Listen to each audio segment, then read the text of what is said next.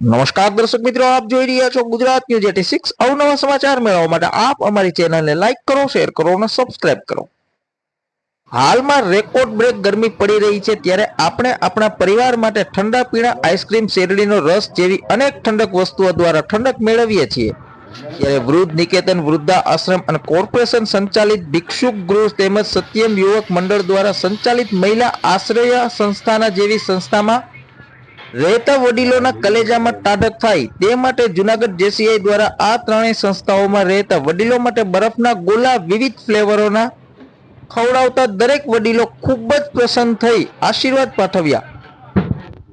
જણાવેલ કે તમે અમારા કલેજાને ઠંડક પહોંચાડી છે, તો ઈશ્વર તમને અને તમારા પરિવારના દરેક સભ્યોને ખૂબ સુખી રાખે તેવા આશીર્વાદ પાઠવતા હતા। આ પ્રસંગે ભાજપા પ્રદેશ મહિલા અગ્રણી શ્રી નીરુબેન કામલિયા તેમજ શ્રી વિજયાબેન લોઢિયા તેમજ શ્રી મનસુખભાઈ વાજા ઉપસ્થિત રહી જેસીઆઈની આ પ્રવૃત્તિને ખૂબ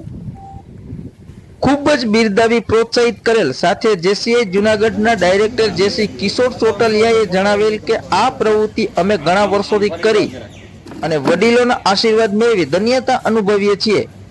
ઉપરોક્ત કાર્યક્રમમાં JCI president Chirag Kadecha, director જેસી કિશોર ચોટલિયા, જેસી મનીષ લોઢિયા, જેસી જયેશ ચોકસી, જેસી જયેશ પુરોહિત વગેરે ઉપસ્થિત રહી કાર્યક્રમ સફળ બનાવ્યો હતો। ધન્યવાદ।